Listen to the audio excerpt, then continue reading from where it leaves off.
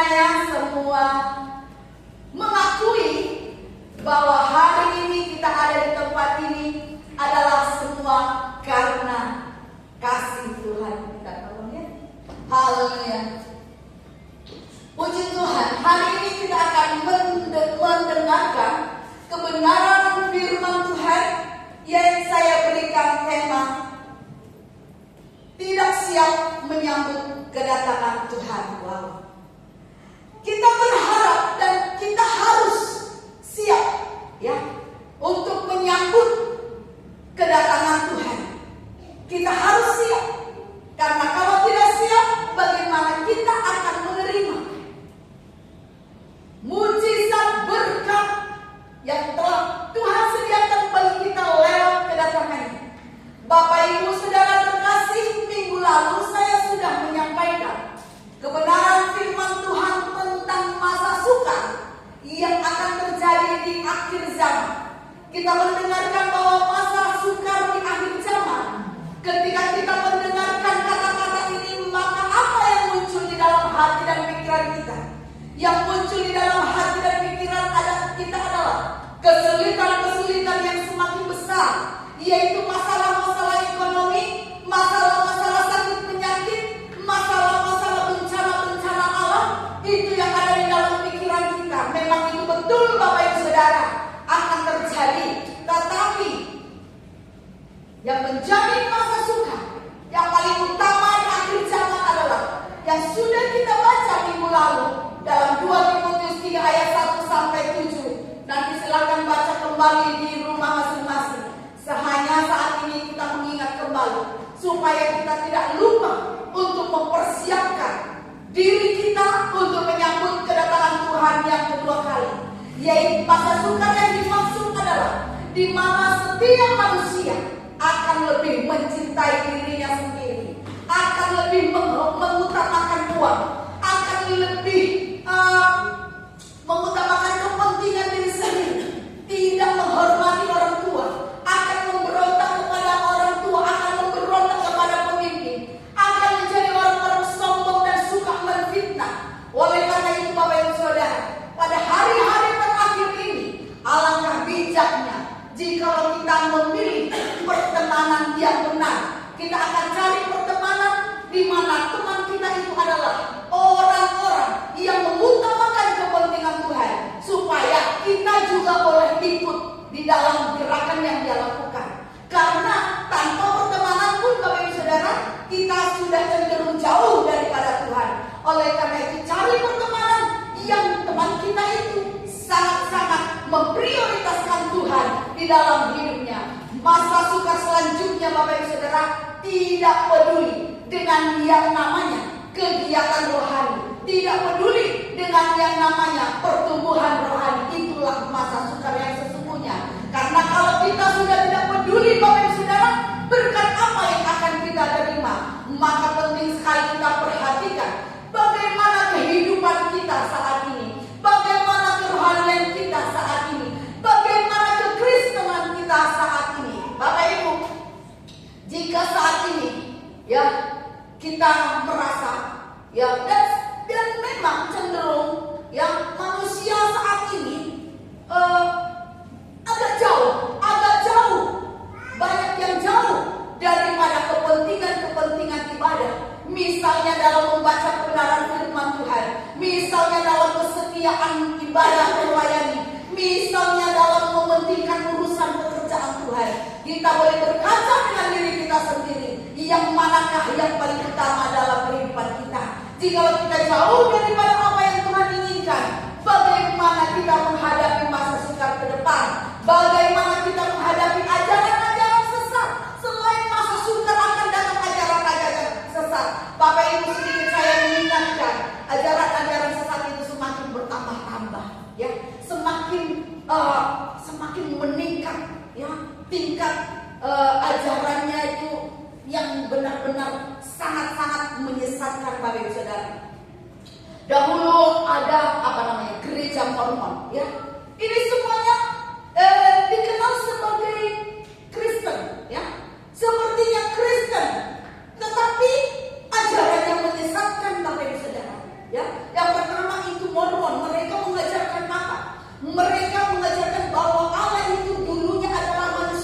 ya. Manusia biasa kemudian menjadi ilahi. Ini kan sangat bertentangan. Mereka mengajarkan bahwa Yesus dan Lucifer itu adalah saudara rohani. Ini sangat bertentangan. Tapi mereka dikenal sebagai seperti Kristen. Kemudian saksi Yehova, ya. Saksi Yehova kita tahu bahwa mereka menyangkal yang namanya adanya neraka, ya. Jadi ajarannya itu sangat-sangat tidak sesuai dengan kebenaran firman Tuhan. Kemudian ada gereja unifikasi, ya. Ada gereja Christian Science. Ini semua menyangkal keilahian Kristus.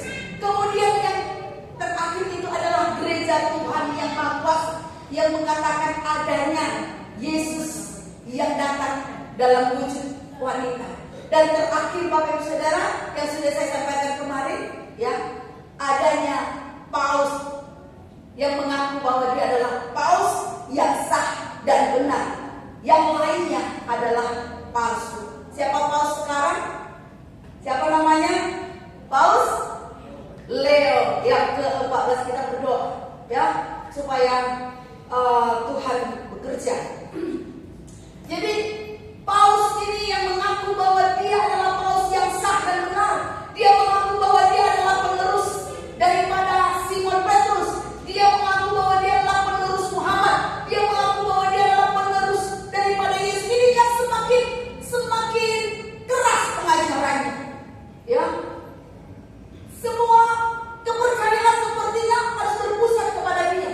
Dan dia berkata apa? Dia memperingatkan bahwa semua wajib mengikuti dia. Karena kalau tidak, maka seperti malapetaka akan terjadi, seperti azab gitu, ya. Kalau tidak ikut dia, nanti akan ada azab. Ya, oleh karena itu Bapak Ibu Saudara, pada hari-hari terakhir ini kita harus lebih memperhatikan hidup kita, hidup kerohanian kita. Kenapa saya katakan tidak siap menyambut kedatangan Tuhan Yesus yang kedua kali? Kita jangan berpikir bahwa kedatangan Tuhan Yesus itu masih sangat jauh, ya, masih sangat lama. Kita jangan sampai berpikir bersantai-santai. Masa sukan akan terus semakin cepat datangnya. Jadi kenapa saya katakan tidak siap? Jikalau kita seperti dalam 2 Timotius yang sudah kita pelajari minggu lalu, ya, hidup mencintai diri sendiri, tidak mengutamakan kepentingan rohani, bahkan mengabaikan, maka kita dianggap atau bisa dikatakan tidak siap, Bapak Ibu Saudara. Kalau kita tidak siap, itulah yang namanya wanita, 5 wanita bodoh. Jadi kenapa kita tidak siap? Karena kita bodoh, Bapak Ibu. Kita akan membaca dalam Matius 25 ayat 1 sampai 13. Matius 25 ayat 1 sampai 13. Matius 25 ayat 1 sampai 13. Ya, kita baca bergantian. Saya ayat yang pertama, Bapak Ibu Saudara ayat yang kedua. Demikian selanjutnya, supaya kita belajar dari firman ini, supaya kita tidak masuk menjadi golongan orang bodoh yang tidak siap menyambut kedatangan Kristus. Gadis-gadis yang bijaksana dan gadis-gadis yang bodoh. Ayat pertama, pada waktu itu hal kerajaan surga serumpama 10 gadis yang mengambil pelitanya dan pergi menyongsong mempelai laki-laki. Gadis-gadis yang bodoh itu membawa pelitanya, tetapi tidak membawa minyak.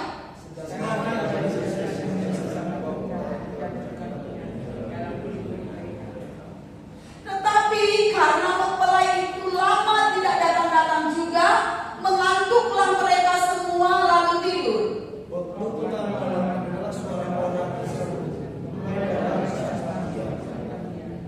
Gadis-gadis itu pun bangun semuanya lalu membereskan pelita mereka.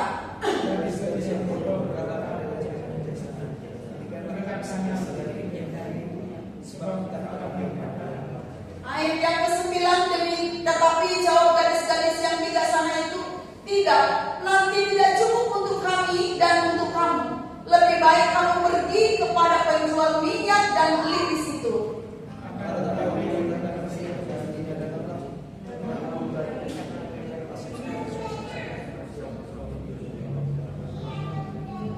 Halo. Kita baca ulang yuk ayat yang ke-10. 1, 2, 3. Akan tetapi waktu mereka sedang pergi untuk membelinya, datanglah mempelai itu, dan mereka yang telah siap sedia masuk bersama-sama dengan dia ke ruang perjamuan kawin. Lalu pintu ditutup. Kemudian datang juga gadis-gadis yang lain itu dan berkata, Tuhan, Tuhan, bukakanlah kami pintu. Ayat 14.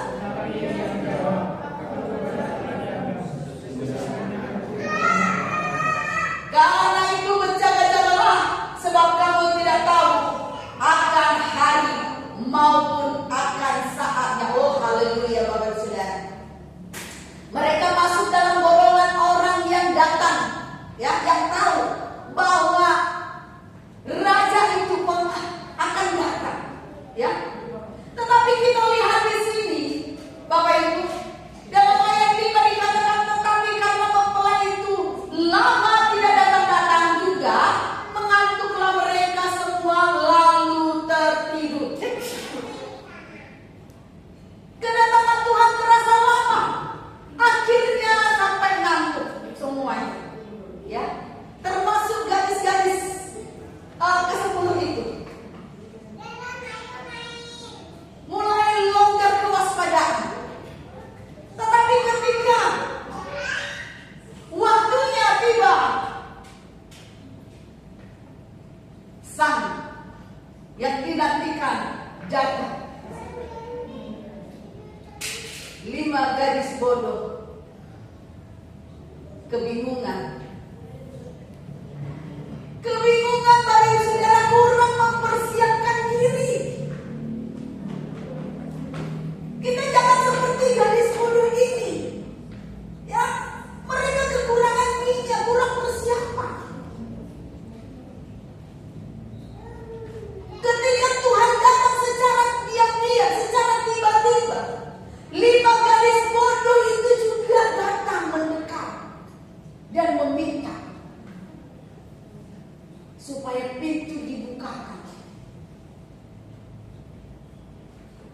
Karena ketika mereka kehabisan minyak, mereka harus pergi untuk membeli minyak. Waktu sudah habis.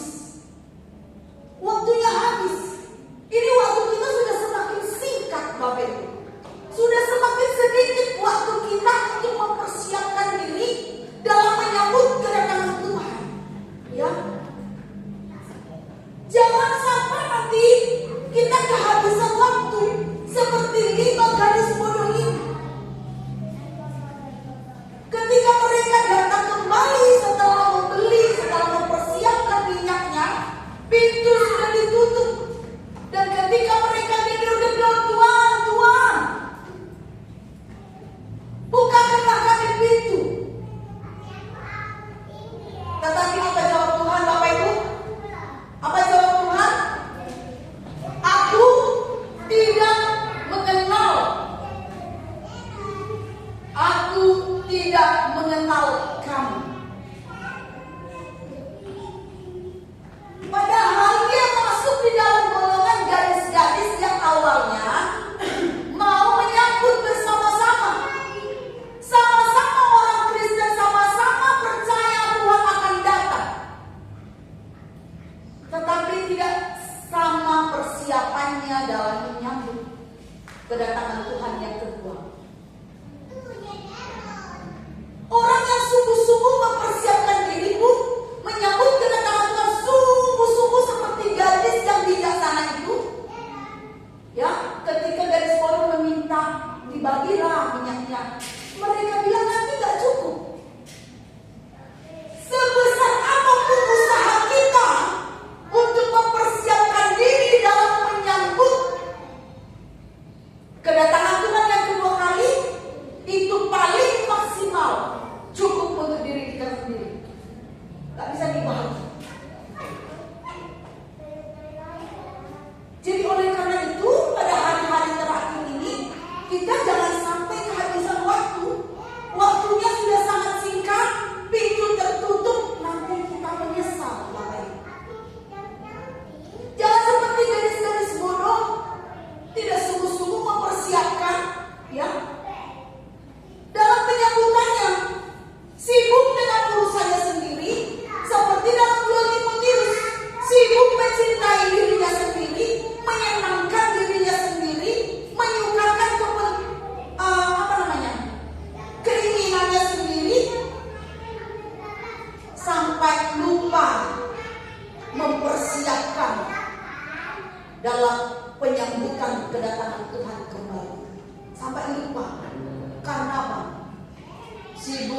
mencintai diri sendiri, sibuk membicarakan orang lain seperti dalam Timotius itu, sibuk bersikap sombong, ya, sibuk memberontak kepada orang tua itu yang diurusin, ya,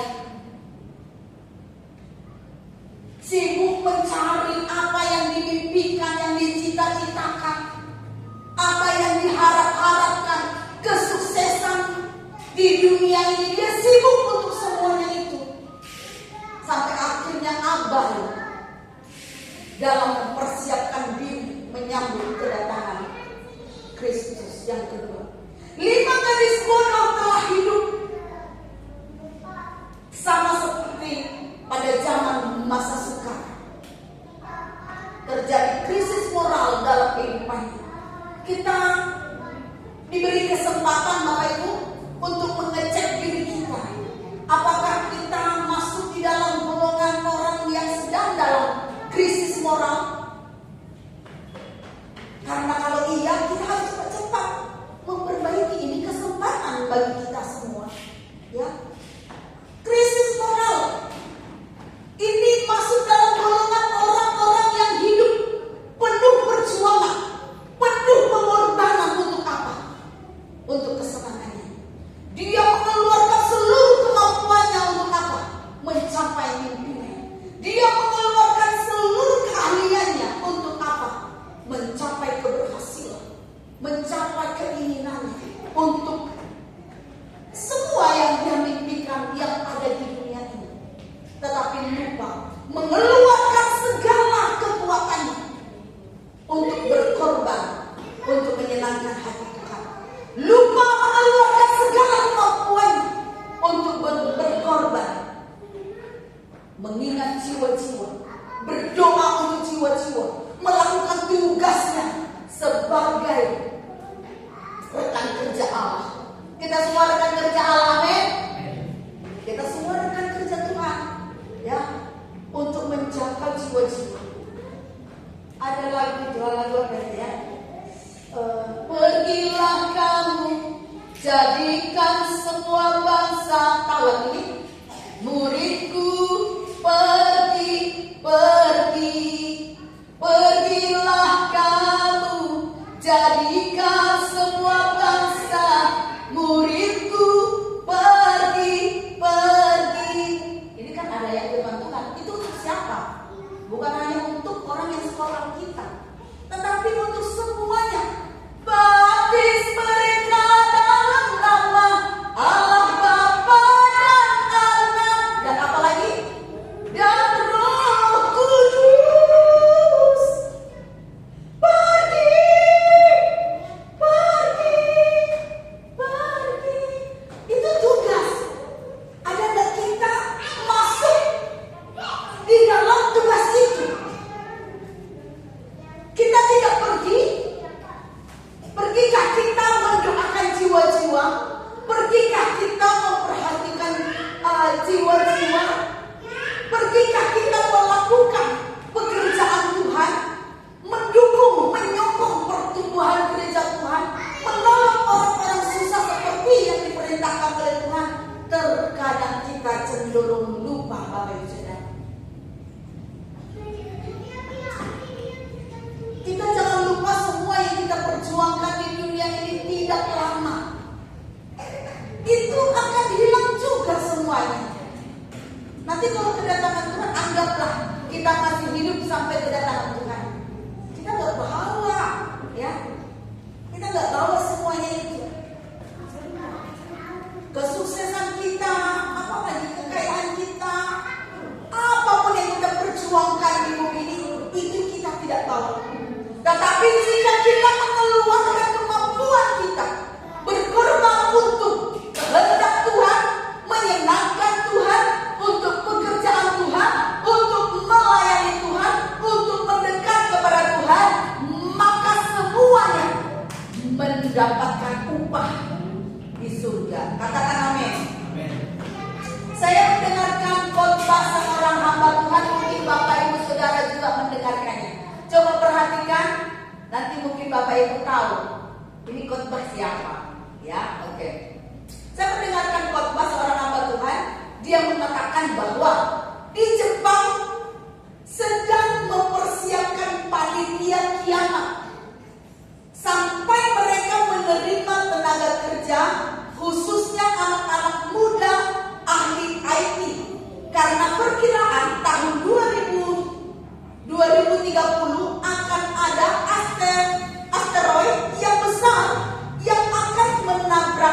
bumi.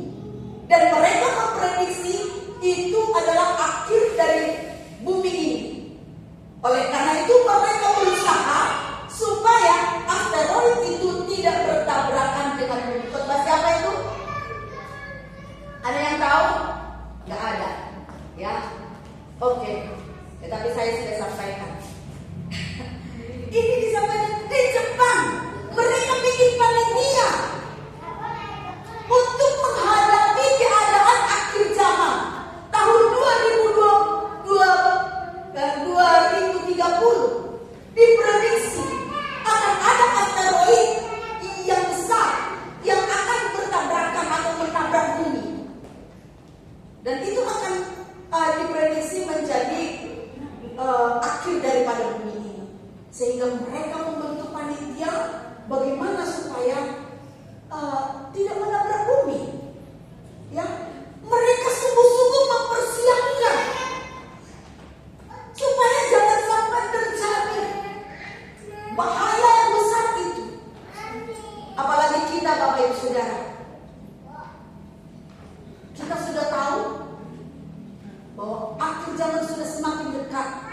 Bagaimana persiapan kita? Apakah kita membentuk panitia supaya kita dipastikan ya siap?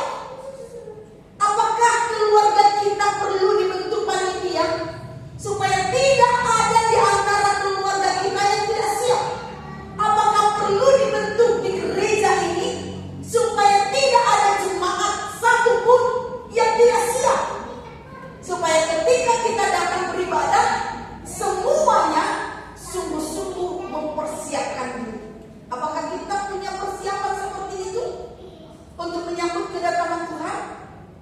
Atau kita masih seperti gadis bodoh yang lupa mempersiapkan diri? Ya, oleh karena itu, jikalau orang dunia saja mereka begitu lupa mempersiapkan diri menghadapi akhir daripada bumi ini, bagaimana dengan kita? Pikiran kita bukan hanya akhir dari bumi ini, tetapi tentang surga. Jadi dalam menyambut kedatangan Tuhan, yang pertama kita jangan menjadi seperti gadis bodoh yang menikmati dunia ini sampai lupa untuk mempersiapkan diri untuk menyambut kedatangan Tuhan. Yang kedua adalah memiliki hubungan yang rusak dengan Tuhan. Mari kita perhatikan apakah hubungan kita baik dengan Tuhan.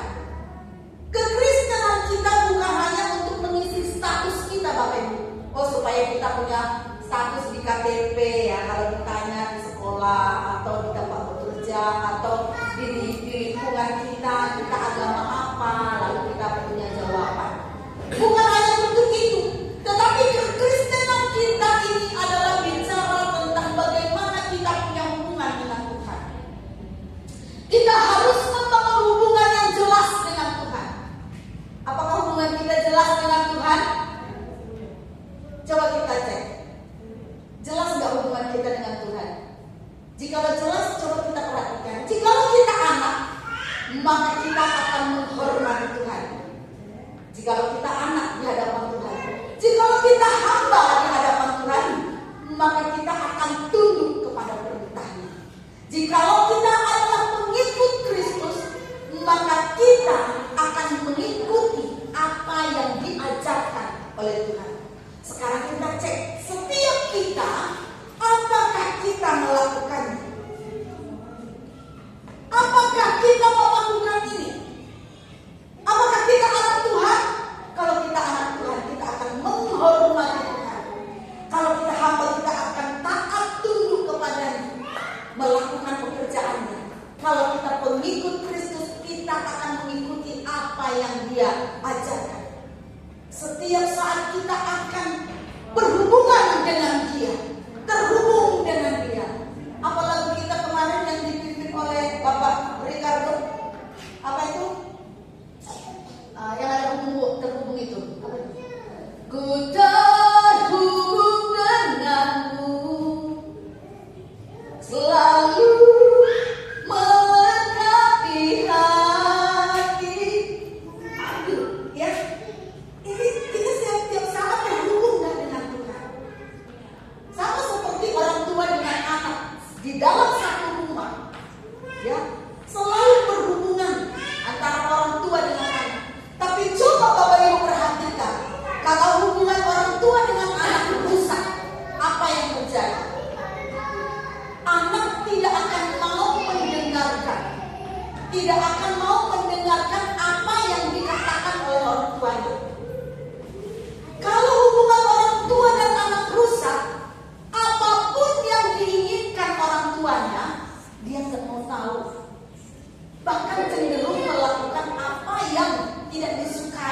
orang tuanya untuk bikin jengkel gitu ya.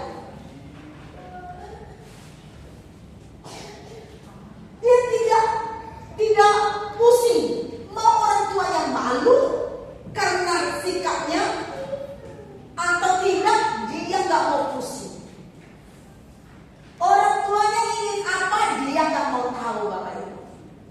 Mau marah, mau apa, terserah. Begitulah hubungan yang rusak antara orang tua dengan anak. Nah, coba kita cek dengan diri kita. Bagaimana hubungan kita dengan Tuhan? Baik atau sedang rusak? Kalau rusak, berarti dia akan abai dengan apa yang Tuhan katakan. Coba kita buka dalam Amsal 13 ayat 13, ayat terakhir. Amsal 13 ayat 13.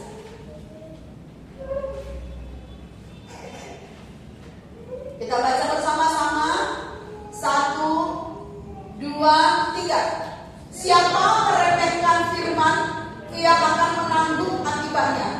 Tetapi siapa taat kepada perintah, ia akan menerima balasan. Firman ini Bapak Ibu Saudara harus kita perhatikan dengan sangat baik. Dia mengatakan siapa meremehkan loh ya, bukan tidak melakukan, anggap remeh, ia akan menanggung akibatnya. Belum tidak melakukan, masih hanya menganggap remeh. Contoh kalau orang tuanya sedang bicara, dia seperti dengar nggak dengar gitu ya, sibuk kayak nggak peduli. Nah, dalam kita mendengarkan firman Tuhan juga begitu ya. Siapa meremehkan firman Tuhan akan menanggung akibatnya. Artinya apa? Tuhan sangat mengingatkan kita supaya kita sungguh-sungguh memperhatikan yang namanya firman Tuhan. Baik ketika kita membaca di rumah ataupun saat kita mendengarkan firman seperti ini, fokuskan perhatian kita, pendengaran kita, diri kita, fokuskan untuk mendengarkan dengan baik-baik. Jangan kita menyibukkan diri sendiri ya. Jadi oleh karena itu Bapak Ibu Saudara, contohnya ya, mungkin mumpung ingat ya, kayaknya saya belum pernah kasih tahu. Contohnya kita sangat acara-acara besar gitu ya, kita kan cukup sibuk tuh. Contohnya Natal. Nah, kalau bisa disiapkan segalanya sebelum ibadah gitu. Supaya apa? Supaya kita tidak termasuk orang yang meremehkan. Karena yang paling penting kita dalam ibadah itu bukan hanya hadir. Yang paling penting dalam ibadah itu apa? Apa yang paling penting ketika kita datang dalam ibadah? Penyembahan Bapak Ibu Saudara. Itu sangat penting. Penyembahan Bapak Ibu Saudara sedang ditunggu-tunggu oleh Tuhan. Maka kalau datang ibadah, usahakan jangan terlambat 1 menit pun.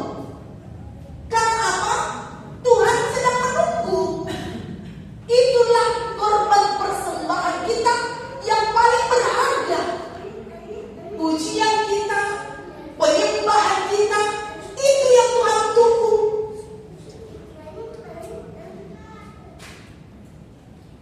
Bukan berbicara ada tamu atau berbicara hebat, bukan. Tetapi Tuhan menunggu persembahan kita. Apa itu? Penyembahan kita, hati kita, pujian kita. Itu yang paling utama dalam beribadah. Jadi kita datang kepada Tuhan dengan sungguh-sungguh, tidak meremehkan apa yang Tuhan perintahkan. Mari datang kepada Tuhan dengan memberikan yang terbaik. Jika kita hanya sekedar orang Kristen, sekedar hadir, sekedar melayani, oh iya, dalam melayani juga Bapak Ibu, kita harus terhubung dengan Tuhan sebagai pelayan. Karena kalau kita tidak terhubung dengan Tuhan, kita tidak tahu apa yang Tuhan suka. Sama seperti di rumah dengan orang tua kita. Pernah nggak lihat anak kita melakukan pekerjaan di rumah? Memang dia lakukan, tetapi asal atau bersungut-sungut, ya, terus pokoknya tidak sesuai dengan keinginan kita. Jadi hasilnya itu bikin jengkel, gitu ya.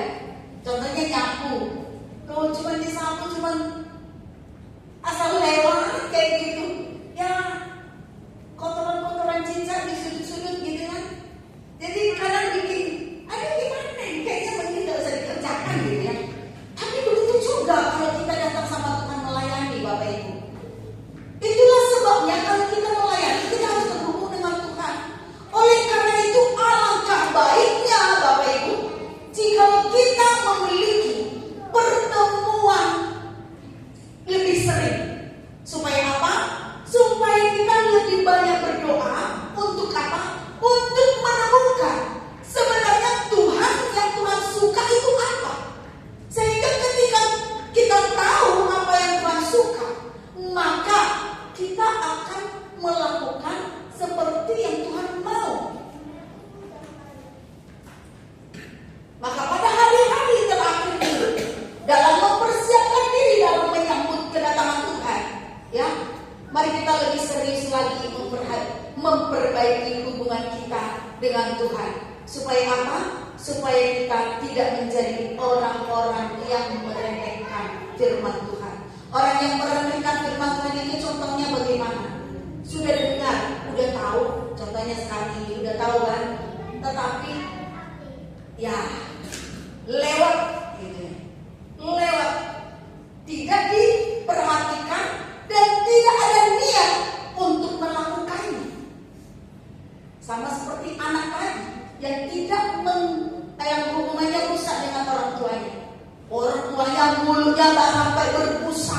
Saya pernah dengar dulu seorang ibu berkata kepada anaknya, pakai bahasa Batak, dia bilang sampai berudari, artinya sampai berdarah-darah mulutku. Kamu nggak mau dengar katanya. Ya, jadi Tuhan begitulah hubungan yang rusak antara anak dan orang tua. Sampai berbusa-busa, cerewetnya minta ampun anaknya, tapi dia melewatkan semuanya. Jangan sampai seperti itu hubungan kita dengan Tuhan. Setiap apapun yang Tuhan ingatkan kepada kita, mari coba kita tangkap, lalu niatkan hati untuk melakukannya. Itulah namanya tidak meremehkan firman Tuhan. Karena kalau kita meremehkan, apa tadi katakan? Ia akan menanggung akibatnya. Tetapi siapa taat kepada perintah, ia akan menerima balasan.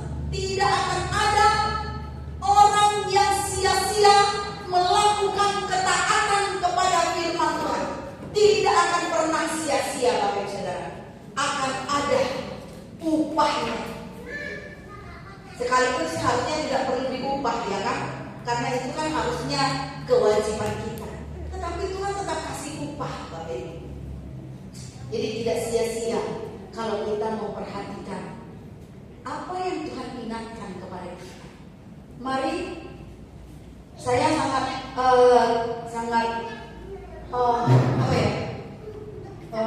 tergugah dengan Jepang yang membentuk panitia untuk menghadapi keadaan sukar yang mereka tahu di depan. Mari Bapak Ibu, bikin panitia untuk diri kita sendiri. Panitiai diri kita, disiplin diri kita. Supaya apa? Pastikan diri kita, mempersiapkan diri kita tidak menjadi orang bodoh yang mengabaikan hal-hal rohani. Tidak menjadi orang yang terus-menerus hubungannya rusak dengan Tuhan. Tetapi biarlah kita bangkit dan memperbaiki hubungan kita dengan Tuhan. Dengan apa? Contohnya kalau kita di rumah, bagaimana sih kita memperbaiki hubungan kita dengan keluarga kita atau orang tua kita contohnya? Ya misalnya seorang anak udah terlanjur hubungannya rusak dengan orang tua. Bagaimana cara anak ini supaya baik kembali hubungannya? Tentu saja walaupun tidak senang dengan perintah itu, tapi dia akan belajar menyukai. Supaya apa? Supaya orang tuanya senang. Begitu juga dengan kita Bapak Ibu. Mungkin perintah Tuhan itu tidak kita sukai, karena itu membebani kita, merepotkan kita, membuat kita apa? Harus meninggalkan urusan kita yang lain, harus berkorban, harus capek. Kita nggak suka semuanya. Kita harus korban perasaan, korban pikiran, korban tenaga, korban uang juga. Kita harus korban segalanya. Kita tidak suka.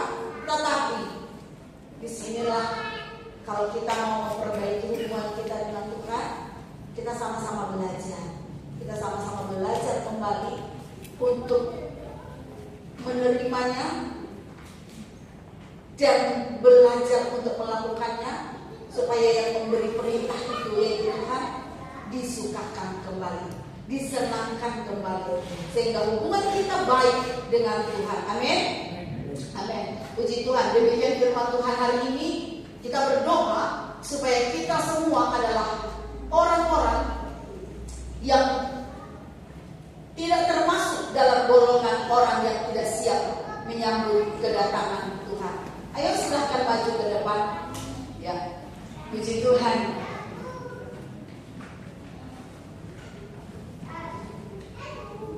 Haleluya.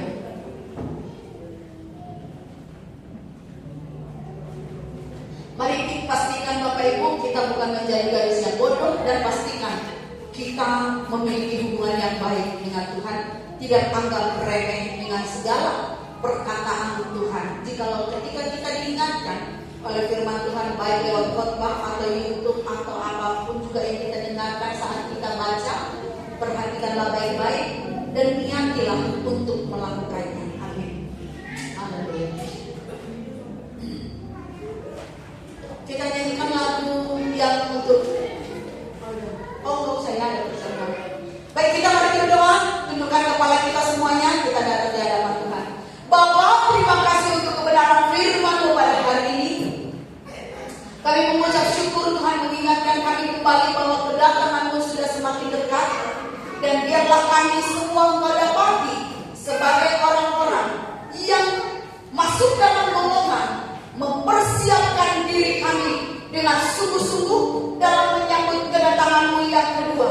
Biarlah oleh hikmat-Mu, oleh Roh Kudus-Mu yang menuntun kami, Engkau mendapati kami bukan sebagai orang yang bodoh, yang mengabaikan hal-hal yang penting dalam kerohanian, dan juga Engkau dapati kami sebagai orang-orang yang berusaha dengan sungguh-sungguh membangun hubungan yang baik dengan Tuhan, mendekat kepada Tuhan, lebih setia kepada Tuhan, lebih sungguh-sungguh membaca firman Tuhan, lebih berkorban lagi untuk pekerjaan Tuhan, lebih memperhatikan jiwa-jiwa, lebih memberi diri untuk mendoakan banyak orang di dalam nama Tuhan Yesus Kristus. Terima kasih Bapa. Urati kami semua supaya kami berada, berdiri di posisi orang yang siap menyambut kedatangan-Mu dalam nama Tuhan Yesus. Haleluya. Amin. Saat ini mari kita persiapkan diri kita untuk menerima perjamuan. Saya mengundang petugas maju ke depan dan kita akan berdoa bersama-sama. Haleluya. Mari kita arahkan tangan kita ke perjamuan. Kita memohon berkat kuasa Tuhan. Terima kasih Bapa. Kami sangat membutuhkan kuasa tubuh dan darah-Mu. Di dalam nama Yesus, biar saat ini kami boleh menerima kuasa yang sama. Ketika darah Yesus mengalir di kayu salib,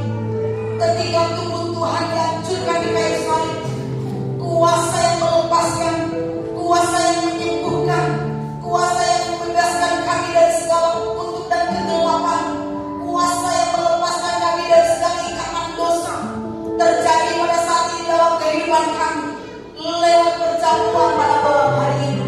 Berkati perjamuan yang ada di hadapan kami ya Tuhan. Berkati juga anak-anak-Mu yang akan membagikan. Tuhan, tuliskan hidup mereka.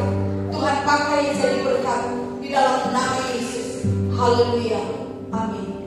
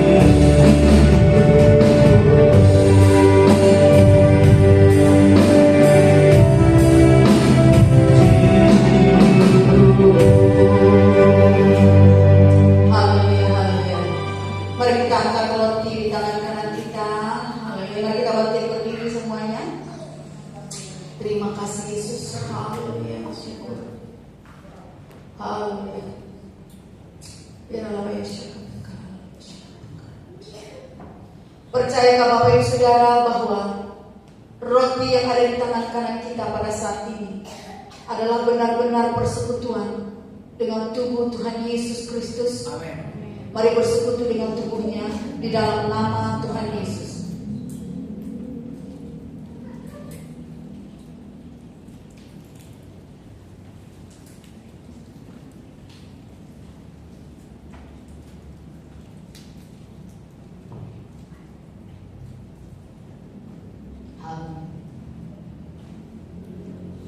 Mari kita angkat cawan melebihi kepala kita. Terima kasih Yesus. Apakah Bapak Ibu Saudara percaya bahwa anggur yang ada di dalam cawan ini adalah benar-benar persekutuan dengan darah Tuhan Yesus Kristus? Amin. Mari bersekutu dengan darahnya di dalam nama Tuhan Yesus. Haleluya.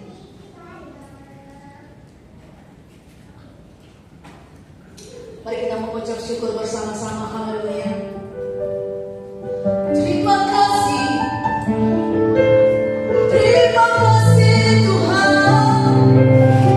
buat tubuh dan darah-Mu. Kami bersyukur tubuh dan darah-Mu mengalir di dalam kami, menyembuhkan, membebaskan, melepaskan, menyucikan hidup kami. Haleluya. Terima kasih Bapa, kami percaya semua kami yang sudah menerima tubuh dan darah-Mu. Kami percaya tubuh dan darah-Mu saat ini mengerjakan bagi kami kesehatan di dalam nama Yesus, mengerjakan bagi kami kelepasan dari segala kuasa-kuasa kegelapan, dari segala kelemahan-kelemahan dalam nama Yesus.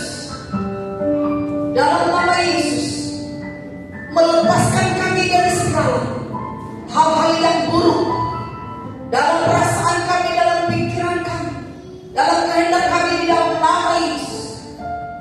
Kuasa tubuh dan darah mengalir di dalam hidup kami, mengalirkan berkat-berkat baru dalam kehidupan kami, yaitu kekayaan yang ada di dalam Kristus masuk di dalam kehidupan kami pada saat ini, dalam nama Tuhan Yesus Kristus. Terima kasih Bapa, terima kasih Yesus, terima kasih. Haleluya, haleluya, haleluya, haleluya, haleluya. Semua diperbaharui dalam kehidupan kami pada saat ini lewat tubuh dan darah. Pemikiran kami dalam nama Tuhan Yesus, kehendak kami diubah semuanya, keinginan kami diubah semuanya, semuanya tertuju kepada Kristus di dalam nama Tuhan Yesus. Terima kasih, haleluya, haleluya, haleluya. Dalam nama Yesus kami berdoa dan mengucap syukur untuk tubuh dan darah. Dalam nama Yesus sama-sama katakan amin. Tuhan Yesus memberkati. Silakan duduk kembali.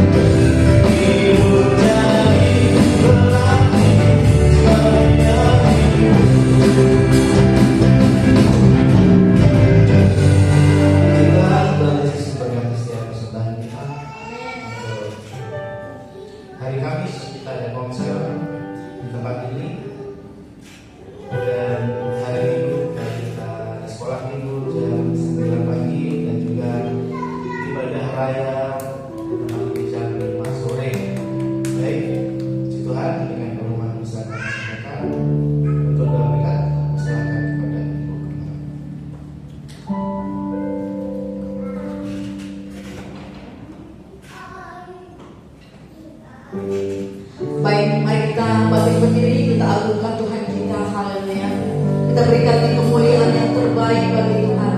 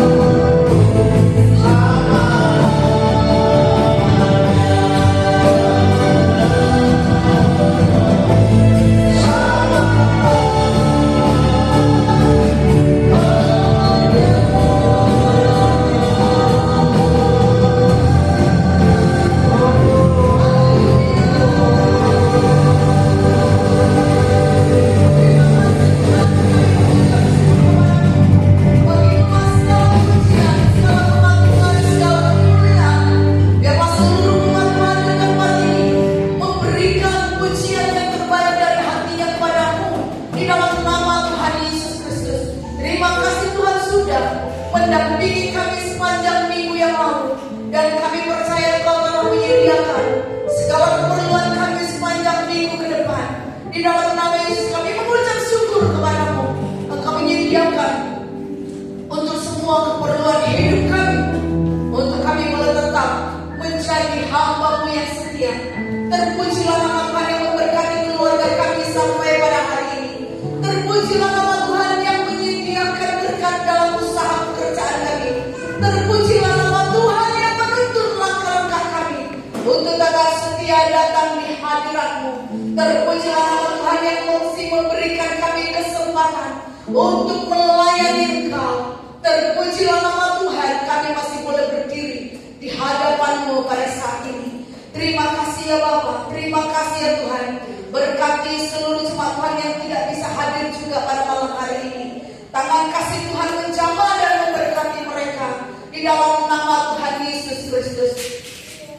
Terima kasih, haleluya. Berkati anak-anak-Mu yang sudah melayani pada hari ini. Tambahkan kesetiaan, tambahkan hikmat, tambahkan kecakapan ilahi untuk lebih lagi mengenal kehendak Tuhan, sehingga segala yang kami kerjakan sesuai dengan apa yang Tuhan inginkan. Roh Kudus yang memampukan kami di dalam nama Tuhan Yesus Kristus.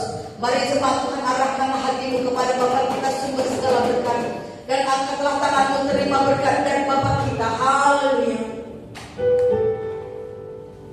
Terima kasih.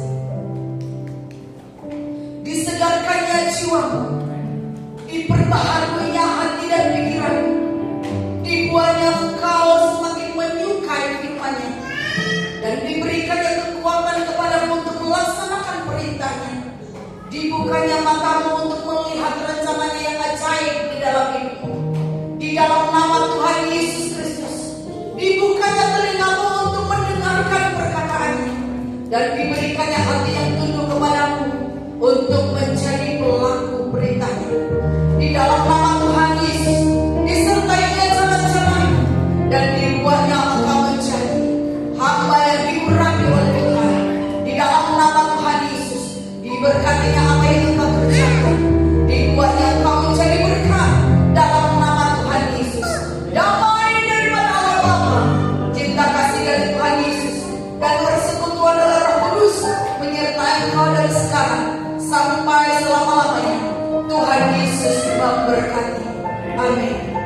Bapa kami yang di surga, kuduskanlah nama-Mu. Datanglah kerajaan, jadilah kehendak di bumi seperti di surga. Berikanlah kami pada hari ini makanan kami yang secukupnya, dan ampunilah kami akan kesalahan kami, seperti kami juga mengampuni orang yang bersalah kepada kami. Dan janganlah membawa kami ke dalam pencobaan,